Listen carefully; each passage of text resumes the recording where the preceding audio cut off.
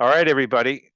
Welcome to Jiva's clinical trials webinar today. We're 2015 Visioneers and we'll be hosting this with them. The title is Clinical Trial Outsourcing, Avoiding Common Pitfalls and Maximizing Success. Our agenda will be our housekeeping, rules of engagement. We'll just give a brief industry perspective. Then we will introduce our speakers and panelists. And afterwards, we will have a panel discussion and then Q&A. Put your questions or comments in the chat or the Q&A box. Either or is fine. The Q&A box is more anonymous and is only seen by the panelists and hosts. The chat box, everyone in the webinar can see the questions being submitted. We will do our best to address all questions. If you have to leave early, please get your question in there. And worst case scenario is you can come back and watch the recording and hear the answers to your questions.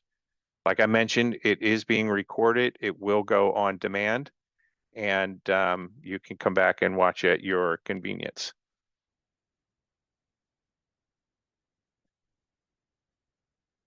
So quick industry perspective to kind of tee this up. Your clinical trial and focus messaging based, speed, success, and savings. They want to accelerate your trial timelines. They want to help reduce your risk and failure and unlock your return on investment. It doesn't need to take 6 years. With companies like Jiva, you can get data-driven trial design and execution services with cut costs, increase patient retention, and deliver faster go-no decisions. AI and data innovation is part of the messaging. Real-world evidence, clinical trials evolve, integrate adaptive trial models, machine learning, fair data, all of these parts to your clinical trial success. Partnership and white glove service, not just a CRO, but your R&D partner. This is very important. You work together very closely and you drive your successes.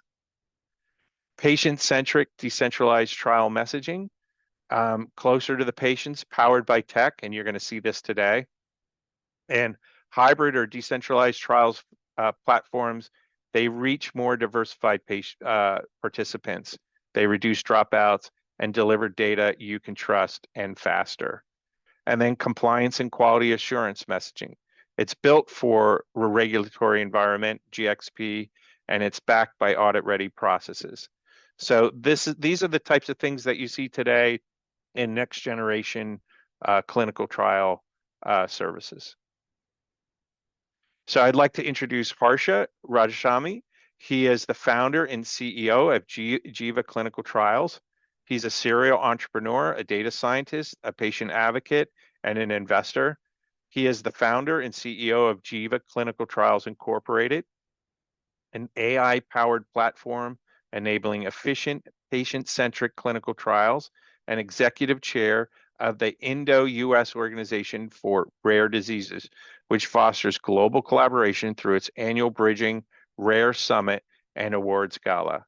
With over 20 years in precision medicine, Harsha's experiences span NIH, FDA postdoctoral research, biopharma consulting, and startups. Personal loss fueled his mission and fight for rare diseases, and he has remained academically active at George Mason University.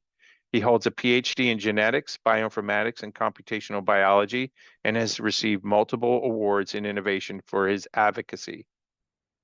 Veronica Bubb is President Principal Biostatistical Consultant at Altru Clinical Research.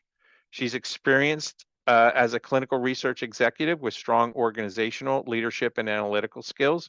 She was initially academically trained as a statistician and maintains a high attention to detail and an agile approach to building world-class teams. Veronica has extensive clinical trial experience working collaboratively with a broad range of stakeholders across many therapeutic areas of expertise in drug and medical device development. She has a proven track record of success, supporting the development of more than 100 therapeutic products worldwide. Luma Melo is a lead clinical scientist at Taxa Technologies. She directs microbiome engineered personal care trials at Taxa. She spent over 10 years of experience with oncology and CPG, research and R&D that fed into few product launches and regulatory dossiers. She has a PhD in toxicology and environmental health from Indiana University and a master's in biophysics from the University of St. Paulo, an MA in philosophy of science, Indiana University, and an MBA in management and entrepreneurship from Pontifical Catholic University in St. Paulo. She couples rigorous study design expertise with strategic acumen to translate bench discoveries into regulated human studies and market-ready products. Mihaela Plesa is the Director of Clinical Research Programs at Frantz Viral Therapeutics.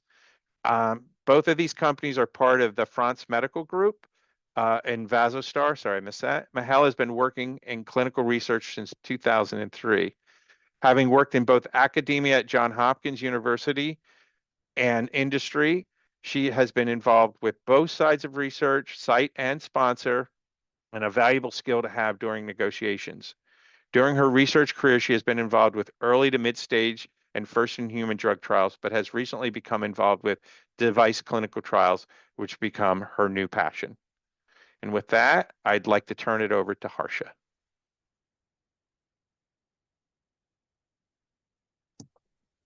Thank you very much, John, for this excellent opportunity. I think you're on mute, Harsha. I can't hear you. Might be me, though. Can you hear me? Now I'm speaking from my other account. Yeah, we can hear you. Okay. Great. My fault. Thank you so much, John, Aaron, and team for organizing a wonderful session today. I'm Harsha Rajasimha, and I'm excited to present about my perspectives on emerging strategies, especially for emerging biotech and medtech companies, on how they can leverage newer strategies for outsourcing clinical trials or insourcing, whichever way might work better. So it's an honor to have my colleagues and collaborators from Altru, Taxa Technologies, and Frantz Viral Therapeutics with me here. We'll first do a brief presentation of my perspectives and our team at Bubb, having listened to various customers and stakeholder perspectives over the last 6 years as we have been building new generation infrastructure for contract research organizations and biotech sponsors. As clinical trials have evolved over the years from paper and pencil to Excel files, led by the EDC revolution, or the electronic data capture. And then during the pandemic, the decentralized clinical trials took hold for remote patient monitoring and engagement, leading to more deluge of digital tools. And so then it became a necessity to unify and simplify this in unified technology platforms. And now it's the era of agentic AI and efficiency. The government and the industry are both demanding cost and time efficiency. The old ways of running clinical trials are not going to help us move forward. So we have a vision for moving forward with AI-driven trials for faster insights and fewer bottlenecks. And that's what I'll be sharing in the next few minutes. And we will do a brief demo of the product as well, so you get a glimpse of the possibilities here. As you all are familiar with, the clinical trial process itself is long and complex. It can involve from protocol design, which is where it all begins. And if the protocol is designed in the patient-centric, efficient way, rest of the operations flow out of the protocol itself.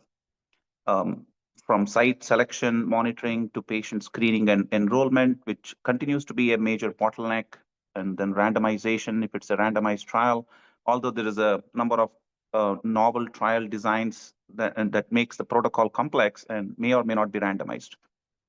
Followed by a data capture and clinical trial management with biostatistics and publication or reporting. And most importantly, keeping the patients in the loop throughout this journey. And as we listen to various big pharma, their trial timelines have been on an average over the last 30, 40 years 8 to 9 years to get a drug from phase 1 through regulatory review process. There is an opportunity and a target for the industry to get to that phase 1 through regulatory review process in 5 to 7 years with a significantly efficient cost operations as well. It is possible, and that's where we have been focused on. But what comes in the way of doing this? And when we asked, especially the emerging biopharma sponsors, they mentioned patient recruitment retention fundamentals, complexity of the protocol itself and mid-study amendments, manual repetitive tasks and errors, and selecting numerous vendors and managing those vendors, including ensuring validation and compliance with regulatory processes and training. Cost is always a consideration, especially for emerging biopharma. Cost is particularly a significant consideration. And delays and time is the probably most important consideration on how can we ensure there is fewer delays. What comes in the way of our current approach of outsourcing to a full service CRO is that the long startup times and onboarding timelines because of the manual approach, staffing and technology, and it takes about 15 tools that needs to be integrated, maybe 30 even in the case of decentralized trials, with a lot of manual process. And sometimes the sponsors may have their favorite electronic data capture tools and others. And so the CROs are flexible enough to stitch together third-party multiple tools to deliver a integration, which often questions such as how many patients have been randomized as of now, which sites have not enrolled any patients or are not performing. And all of that takes is not in real time with the current models, and it's not sustainable. What's AI is become a buzzword, and the industry is in a hurry to apply AI in silos in these fragmented point solutions. But that's not going to solve the problem of applying Band-Aid on a broken infrastructure.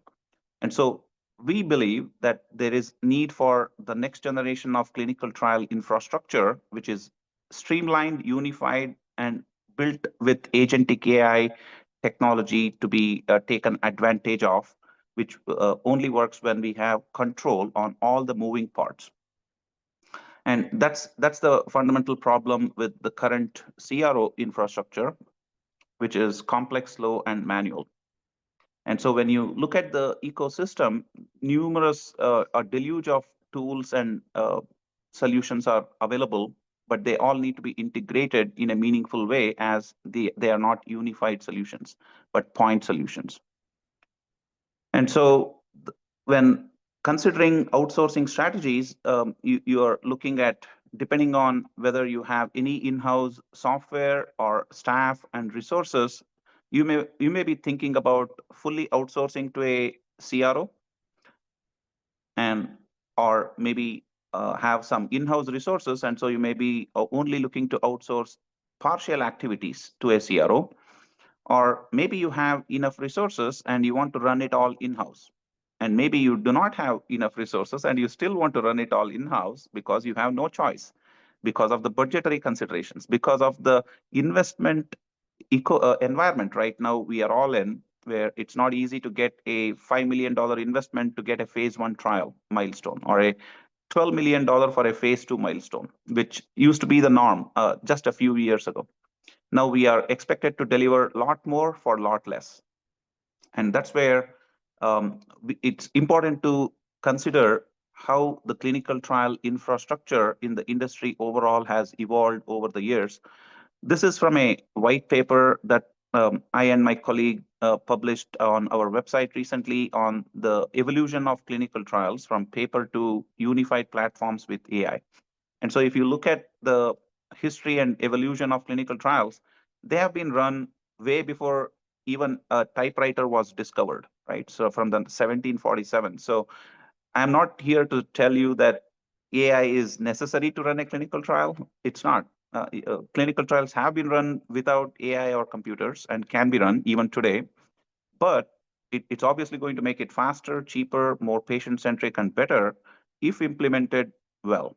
And that's where coming from the transitioning to electronic data capture, which was the biggest tech revolution that we have seen in early 2000s, to the advent of or adoption of decentralized trials and variables, we are now at a point in time where we need unified platforms because it's become unmanageable to monitor and integrate a growing number of tools. And then AI can truly unleash its productivity and efficiency gains only when we have it all sorted and in an efficient platform. And the other consideration is the patient journey. And so whether it's a rare disease, a common indication, having a solid understanding and focus of what the patients go through, whether they are receiving what's the diagnostic markers, if they exist, and is there a patient registry, natural history study, or if they are already in multiple clinical trials for this indication, then you are competing with a patient population to enroll when they have multiple options in addition to the standard of care. And having a good understanding of this, and this is from a book chapter that I had the opportunity to co-author, which is just published earlier last month in Springer. You're welcome to grab a copy of this book on drug development approved. So that's where our vision of unified clinical trial automation with agentic AI comes in. And so what our solution entails is a seamless process automation platform, going from start to finish in a patient-centric manner, enabling real-time visibility and faster issue response. Right? Automated high volume and manual activities are ripe to automate. And we have done a lot of that already. But agentic AI is a brand new opportunity that has become real. It's no longer proof of concept or pilot, but it's actually becoming production. And with a tech platform that's already built on AWS cloud, we are well positioned to now take advantage of the already efficiency gains obtained from unified platforms in the context of a phase 3 traditionally managed CRO managed trials, which may take 3 to 4 years and cost anywhere from $11 to $53 million in budget. With Jiva, we have the opportunity to reduce timelines by 6 to 9 months. And that's significant considering the impact that every day could mean to a pharma company, biotech with a therapy. The indirect cost savings can be enormous every day. And the direct cost savings in terms of operation costs that they save every day, right? And also the 30 to 40% cost efficiency, even in the direct cost to begin with. And that helps ensure deliver significant efficiency. And so I'll show you a brief demo shortly, but what we bring is a unified platform that combines traditionally siloed, fragmented activities like patient recruitment, clinical trial management, electronic data capture, and digital patient engagement, all in one unified system. That's process automation is enabled and streamlined, so it's not manual connectivity there.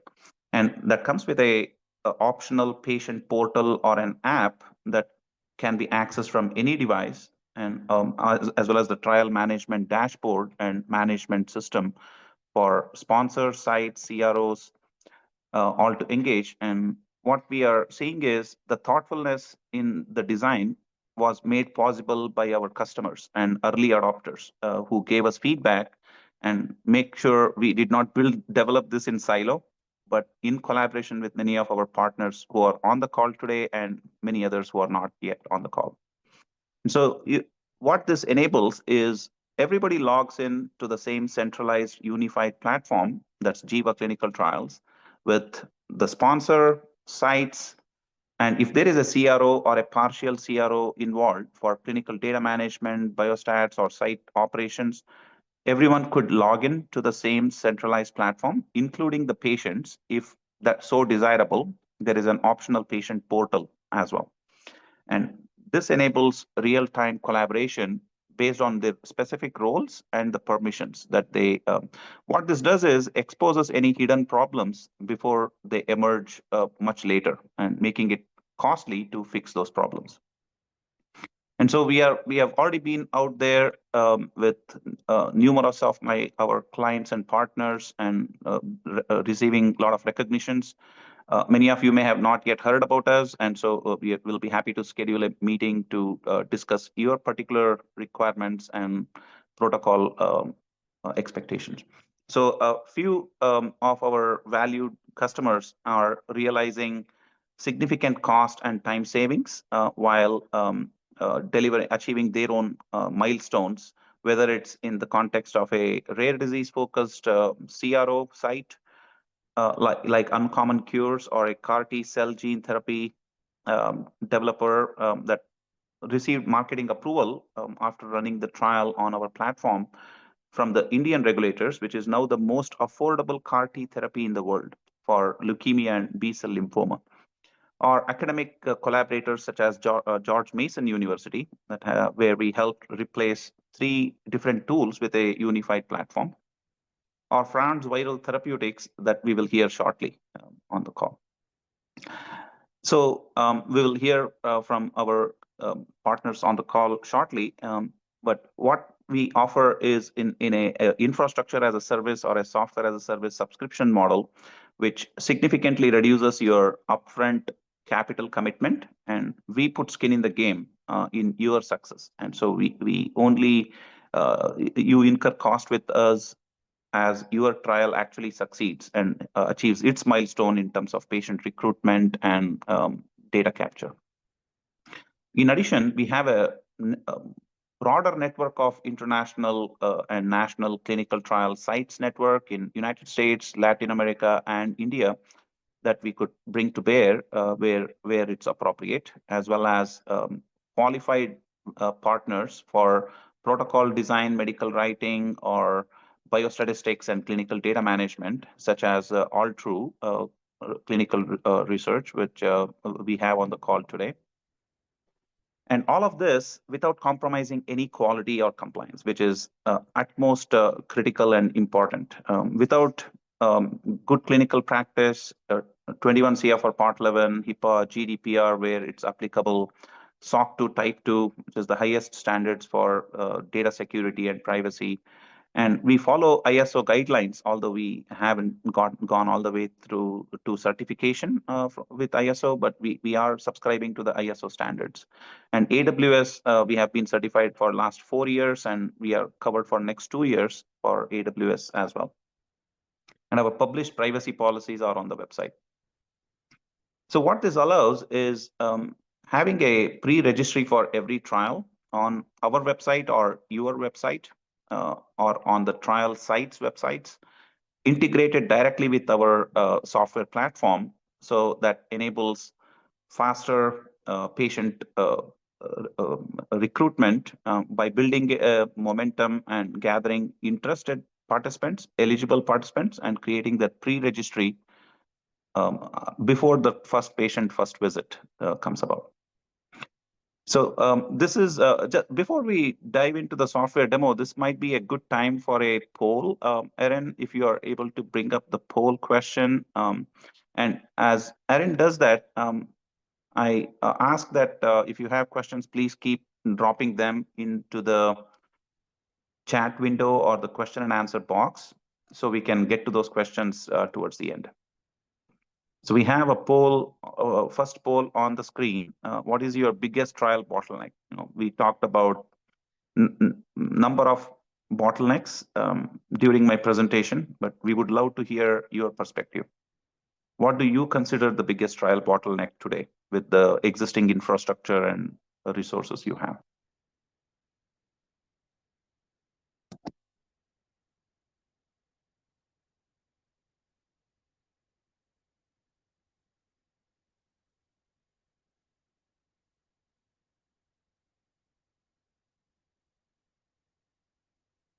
So I think we could close out the poll or Harsha, folks are answering right now, so okay. we have a bunch of folks answering. Awesome. Let's give it a minute for folks to complete this.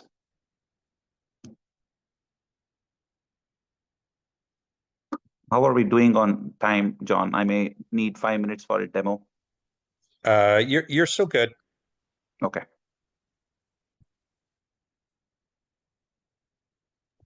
All right, why don't we end it now and we'll share that.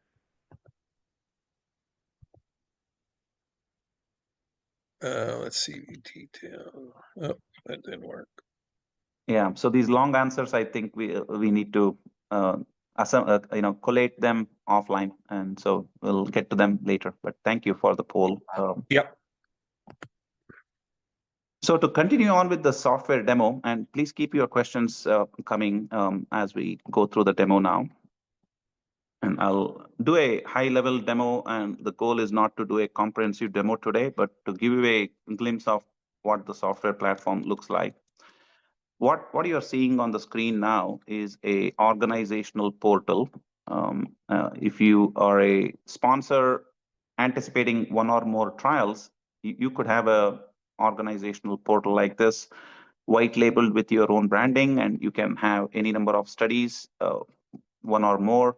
And you adding a new study with the enterprise license is easy. With you give it a name and select whether you want to do a demo study or a production study in various therapeutic areas, interventional or an observational study, and select the features that are only relevant based on the protocol.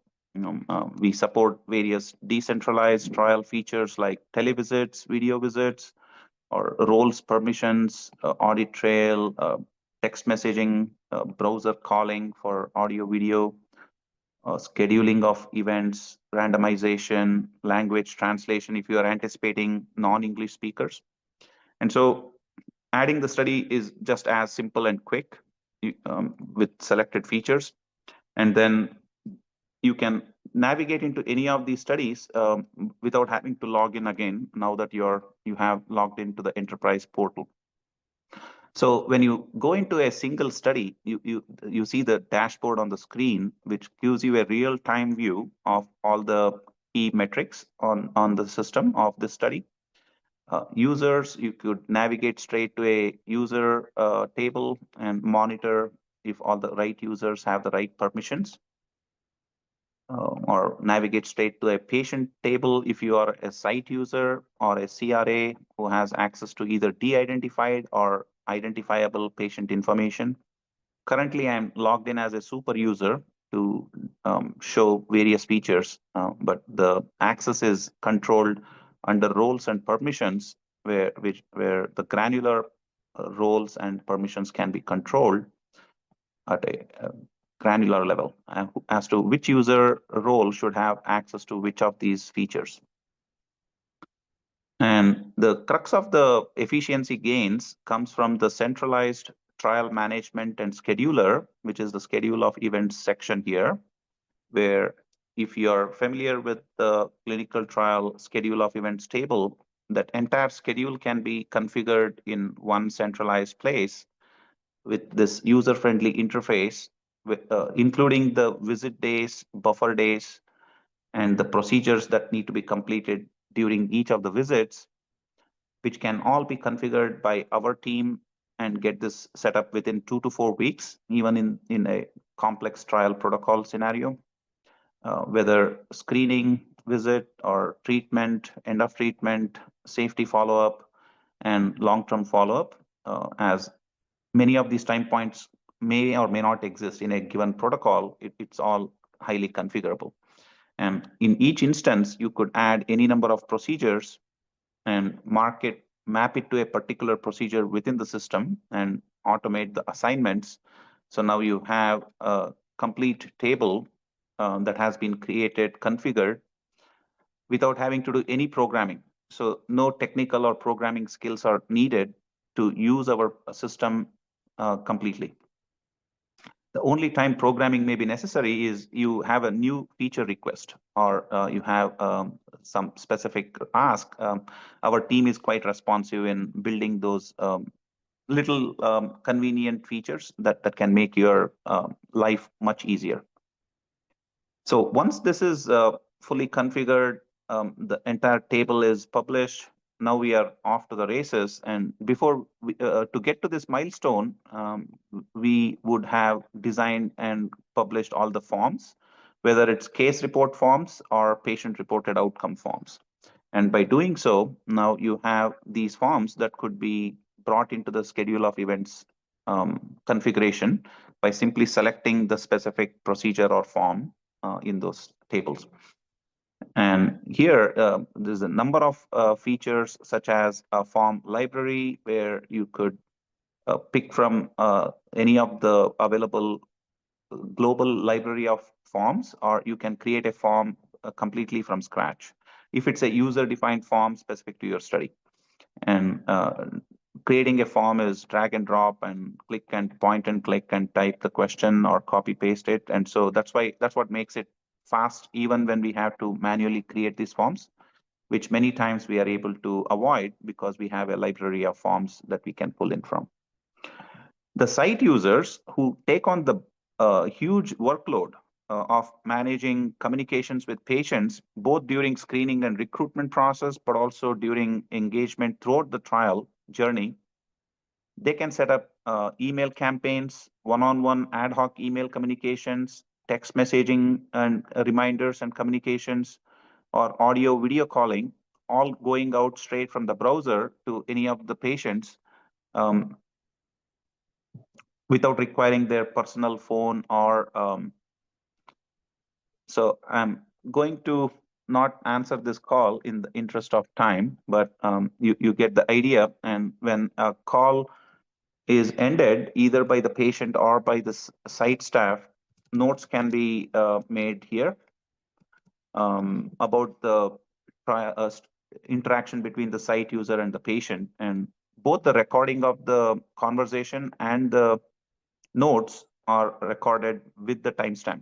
In this case, there was no reply, so there is no recording, but you can see past recordings of any of the previous calls. Authorized users can listen to these recordings. And so electronic consenting in a decentralized trial where patients may not walk into the site before they have consented, this comes in handy, and you can have the consents configured.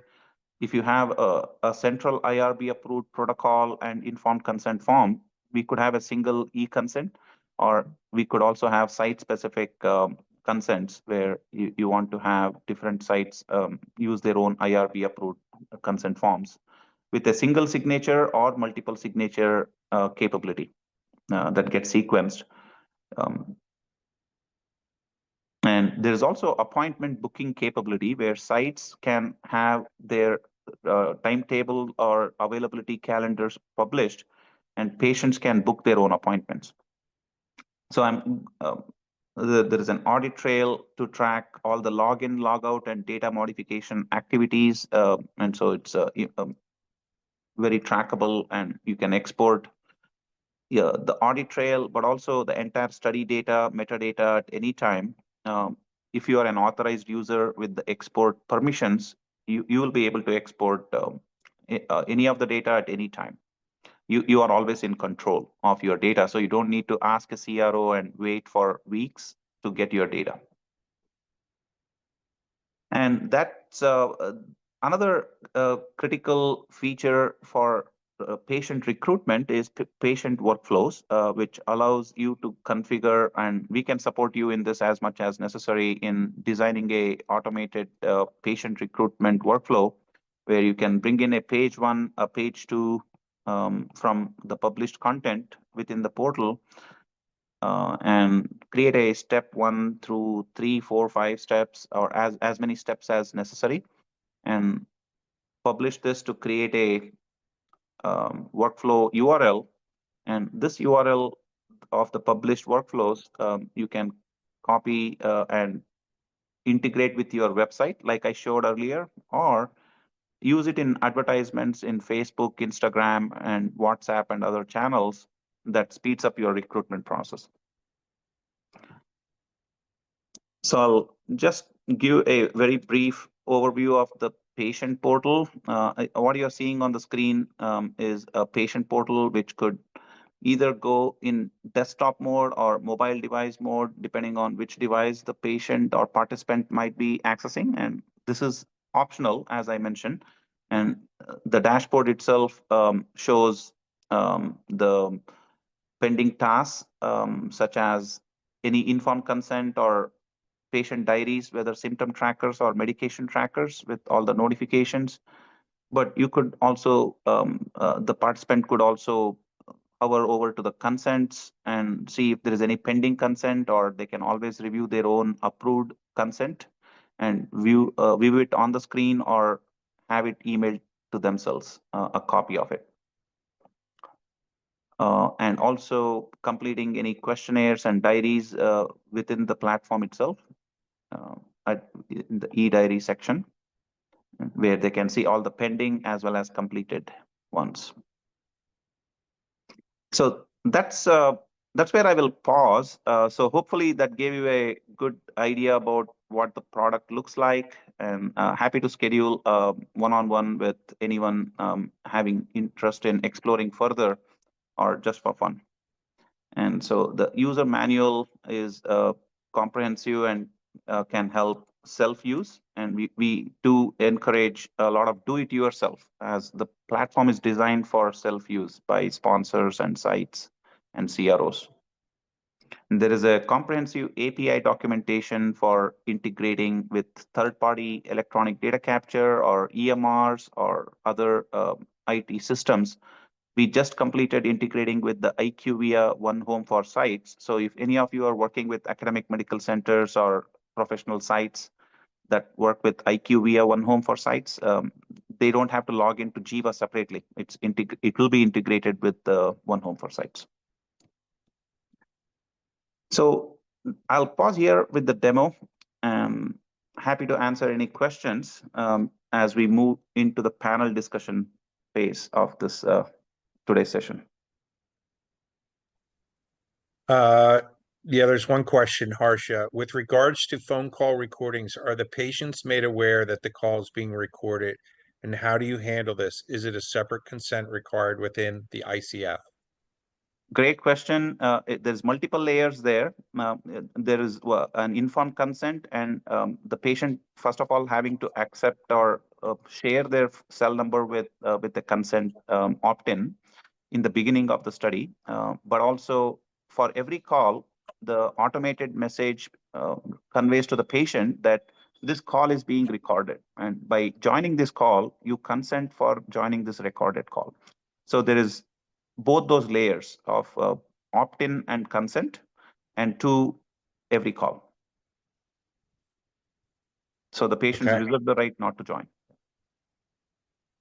All right. I think that's the only question we have so far. Okay, great. So with that, I invite all our speakers today to get on the camera if possible, and I invite you to share your opening remarks as I call your name. So I think John gave a great overview of all the speakers' background and introduction at the beginning, but I will ask you to introduce yourself and maybe share a brief context of your role and your company and the clinical trials infrastructure and context. So Mihaela, if you don't mind going first. Okay. Hi, everyone. I'm Mihaela Plesa. I currently work for Frantz Therapeutics and also for Vasostar. They're two separate companies, all under the umbrella of Frantz Medical Group. We have Frantz Therapeutics has currently 3 phase 2 trials of topical agents for HPV-associated disease in an effort to avoid surgeries on different body sites. And Vasostar is our device part of Frantz Medical Group, and we're currently carrying out an early feasibility study for new cardiac catheter. All of our studies are decentralized, although we do quite a bit in-house, so we just only have partial outsourcing.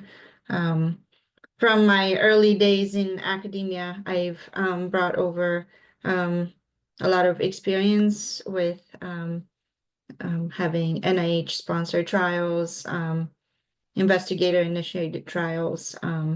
Also, I was on the other side of industry-funded trials, so I have a pretty good understanding of just how things are and how outsourcing is done depending on your context. For example, for an NIH-funded study, you try to find as much of what you need internally at the institution, and you have to have a pretty good plan of what's going to happen when you write your grant submission. And about a year later, when your project gets funded, and most likely with a significant cut, you will have to figure out what needs to be cut and yet still carry out the different endpoints, study endpoints. So it is a challenge, but in today's day and age, the way Harsha was mentioning,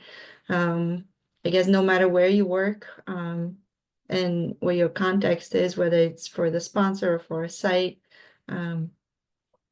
we all have to stretch our dollar quite a bit. And that's how we came across Jiva, and we're using it for our 3 phase 2 trials. And the early feasibility study is still very early on, but most likely will be our 4th project. Thank you so much, Mihaela, for joining us and sharing your context today, and appreciate your collaboration over the years. We have learned a lot from our collaboration over the years. So hi, my name is Melo. I work at Taxa Technologies here in San Francisco. I'm the lead clinical scientist. And what I can share about Jiva is a little bit of our experience with with our clinical trials. Our clinical trials they tend to be very fast-paced and very frequent. So we needed a platform that could basically follow our velocity in our trials at the same time that would help us manage the participants in this fast-paced type of trial. So before Jiva, we used to use all these different platforms. So there was a lot of, and not necessarily they would crosstalk between them. So there was a lot of going back and forth and checking and manually checking between platforms as well. But currently we just have everything on Jiva. So from the recruitment phase all the way to consenting, and then having our data collection, and then the reporting, all of that in Jiva. And also a big pain point for us was the scheduling, because it just requires, we just have a lot of complexity with the scheduling. And we were also able to have that on Jiva. So currently, we don't have, as we used before, where we have to log in all these different platforms, do all of that at the same time, go back and forth. Now we just log in Jiva, and Jiva takes care of everything for us. So that, as you can imagine, not only it's awesome to just have everything in one place, it's just more organized and just everything runs smoothly, but also it just that within the offerings of Jiva, it is a very friendly user platform. So even within Jiva, the scheduling is very simple. And the consenting is very simple. So not only made us faster overall because we have everything in one place, but then also it made us faster because Jiva is very straightforward, user-friendly kind of platform as well. So yeah, I think for sure we were able to turn trials around in like a couple of days when it used to probably get us 2 to 3 weeks to do that. Now with Jiva, we can do it 2-3 days. So it's I don't even know what percentage that will be of making us faster, but definitely much faster. And I think that's all I have to share. So Veronica, let's move to you, and if you could introduce your context and how you approach clinical trials and outsourcing, and share your perspectives. Sure, thanks. So I'm Veronica Bubb. I am currently serving as president of Altru Clinical Research. The idea behind Altru actually came from dissertation work that I was doing, where I was motivated to get back to the science in the studies and clients I was working with. So much of my time has been spent throughout my career in different larger companies, more caught up in the operational pieces or the business side of it. And so Altru was about getting back to, the core of good science at the heart. And that's really what my career has been about. So I was academically trained as a statistician. I've worked in lots of different therapeutic areas at some large companies, one of which I led all the medical device trials globally for the data science area of the business. So one of the things that I'm passionate about and connected me with Jiva is data comes from so many disparate systems, and there's so many components that have to touch data and users of the data through that process. And as a statistician, my desire has always been the highest quality data as quickly as and I can obtain it, so that we can try to get to the results of the study as quickly as possible with high integrity in the data and the work that we're doing. And so that has motivated me a lot. Additionally, I'm very much interested in innovation and new ways of approaching things, which the Jiva platform has really leveraged. I think of it as capture kind of reimagined. And so for companies like us in the CRO, service space, we can spend more of our time actually, interacting with clients, answering questions, helping build good studies, protocol designs, and spend less time in the building components and things, the mechanical pieces, shall I say, of the trial structure. So for our sponsors that we work with, it's also really positive because that translates to less cost, less timelines, not just with the solutions that we're working with them and collaborating, but in research that I've done, most sponsors are using between 5 to 6 different vendors, and using such a unified platform and select vendors, you can bring that number down, which means less qualifications and less burden for you as a sponsor as well.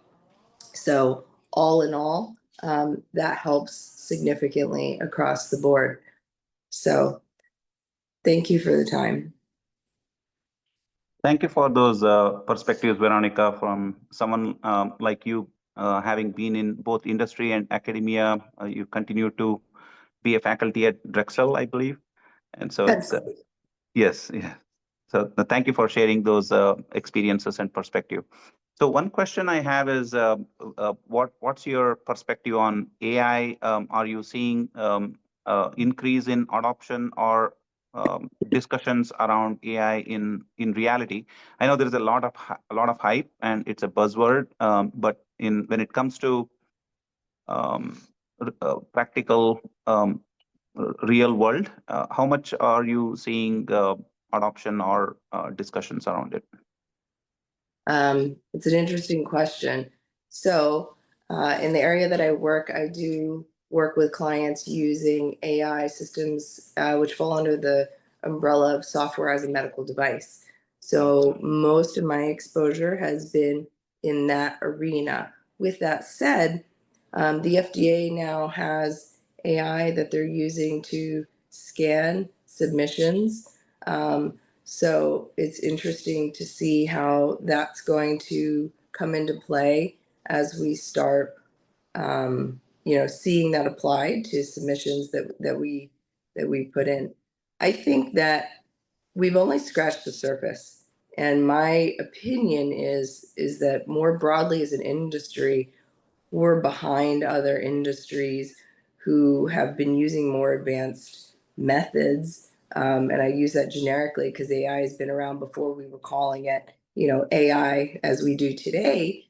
But I believe that we're just beginning to really implement it, and that it's a critical need to leverage it more and to reimagine things that we might not have questioned, those processes or procedures, because we can leverage them for much greater efficiency. Yeah, thank you for that perspective. Thank you, Veronica, for that. I'll ask Mihaela on her perspectives around what advice you would have for leaders in clinical operations as they consider outsourcing strategies in this year, next year. Any advice you would have for them? So my advice, I think, is pretty intuitive for just about anybody, but spend time previewing options. It's so easy to get caught up in, big titles, big sort of features, but think about what you really need for your projects. A system may offer very important features that, depending on the project that you have, may or may not be of benefit to you. Have a clear list of what you actually need, depending on the phase and the type of project you need. Just focus on the things that you really need in the system, and you'll be surprised what you can find. And sometimes a less expensive product can be customized really well to your needs. Bells and whistles are nice, but sometimes they help and sometimes they do more harm. From an implementation perspective, we see that sites tend to prefer a fairly simple system that is easy to use, that doesn't have a million things that it can do, and they get so lost in, how do I do this again, and how it just has to be really user friendly. And then I think my last thing would be when comparing costs, don't just look at the initial fee, but look at how much you could save down the road. I'm sure Veronica could agree with me. Having a system where you just collect data is nice, but how clean is that data and how usable is that data? Having investing in an extra module like, I don't know, Metra coding for your adverse events, or Who Drug for your ConMeds can really save you costs in coding costs later on. And we all know that, those are pretty high costs. And also, when the time comes for regulatory submissions, if you don't have clean data, how long is it going to take a team of people to put together your safety report for FDA purposes, or whatever other regulatory agency that governs your study? So I think that's all I had. Yeah, thank you, Mihaela. Those are very insightful suggestions for those who are planning their clinical trial this year or next year.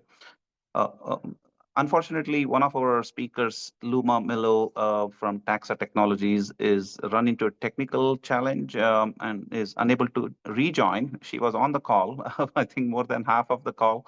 And just when we were going to call her, I'll just say that Taxa Technologies is an innovative sponsor conducting various studies for their skincare products, and it's been a great journey with them in the last 3-4 months, where they are running multiple studies, short-term 3-week type trials with about 100 participants. These are not serious medical conditions, but more skincare and cosmetic type products that are being tested for safety and efficacy. Safety concerns like skin rash or itching and irritation, or efficacy of the intended use of modifying the microbiome on the skin, for whether it's for various end users. And so it's unfortunate we can't hear directly from Dr. Melo. We will have another opportunity for that. So Veronica, what would be your parting advice to emerging sponsors on outsourcing considerations? Well, I think that as the last speaker just mentioned, thinking about your use of what you need is really important, because all the bells and whistles and those pieces might be nice, but it might not be needed for what you need. So to really think about the fit for purpose of the tools that you're choosing. I also think it's really important to choose the right partners, choose the right companies to work with, make sure who's going to be working on your study, how that support is going to come into play, so that you really have a clear idea of what that experience is for the patient, for the site staff, for everyone who is going to be involved through the clinical trial process. And then last but not least, keeping an eye on your timelines and your budget. Those are always important factors, but must be weighed in with the others. So my advice is really proper planning up front, measure twice, cut once, as the saying goes. I'd say measure 10 times, cut once in clinical research. Thank you so much, Veronica. So Aaron, if you are able to bring up the closing poll, and then I'll hand it over to John for closing comments and the webinar. Yep, we're going to run the poll right now. Let's close that, go back.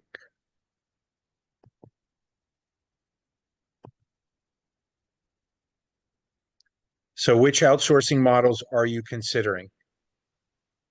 Again, long answer. Yeah, we did not want to lead you into selecting fixed choices. So we wanted it to be a free flow. So we can learn from your perspective on what outsourcing models you're considering.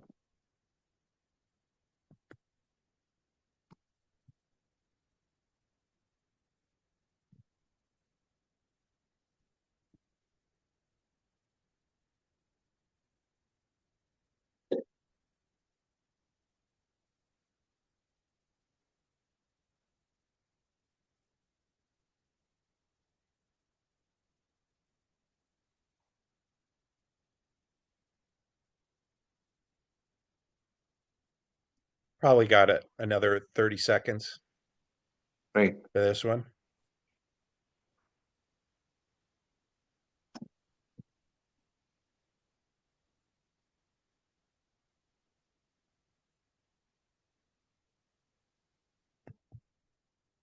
Okay, and we'll share this afterwards. Folks can come. So we're at the top of the hour. Harsha, I think what you've developed is a pretty awesome platform. I think you said it during your talk. Yeah, we can do these things without AI, but the efficiency gains with AI today, you won't be competitive without them. And so your platform is like in the forefront of this. When trials cost millions and millions of dollars, and you can substantially reduce those timeframes and those costs, you're going to save people money and effort, and faster to market, which means better outcomes for patients. I mean, that's your whole mission. And so I think your well thought out platform is doing that today. What are your thoughts? What are you seeing in the industry today from an AI and a competition and an efficiency perspective? Yeah, I think the industry is moving with a risk-based approach, implementing AI in areas like protocol design, protocol writing, where generative AI is pretty good at coming up with content. So I think medical writing, content generation is one area where AI is already making some inroads, and other lower risk areas like anything outside of the clinical data itself or outcomes itself, where it's more operational, project management, and the way we are approaching it is high frequency and high impact. Those are the types of tasks and activities where AI can make a big role. And like Veronica said in her closing comment, verify 10 times so you avoid the errors. And doing that 10 times by humans is boring and laborious and not productive use of the human brain. And that's where AI agents can come in, doing those edit checks and reminders and looking at corners which may get left out by the human mind. And that's where we are implementing AI. And I think the industry overall is struggling because of the infrastructure that has evolved organically, with the number of point solutions that don't necessarily, they may connect to each other at a given point in time, but they fall apart when they independently get upgraded to the next version. Now, and imagine a complex machinery where there is 15 to 30 different independent tools that keep upgrading. And that's the problem we solve with both unified platform with AI that's meaningful and integrated. We avoid those complexity and expensive problems and deliver efficiency. I hope the industry is taking close look at what options they have available and don't feel compelled to do the same thing because they have done it the same way for last 20 years. They don't have to continue to do the same in this new environment. Absolutely. I think it's well said what you just mentioned. I don't think I could say it any better. I think the days of just throwing, qualified humans or people onto projects because we have to do everything manually is coming to an end. And your platform is one of the reasons that for this is that this platform can now do this in a way where it's much more efficient, much more cost savings, and better for the patients in the end. So great job, Harsha, and thanks for all the panelists who gave their time and effort today. This was great. Appreciate you, John, Erin, Mihaela, and Veronica, and Luma as well for joining. Great job. Okay, everybody, stay healthy. Take a deeper look at this. We'll be putting some more information out once the recording hits the airwaves, and we'll go from there. Absolutely. All right. Thank you. Bye. Bye.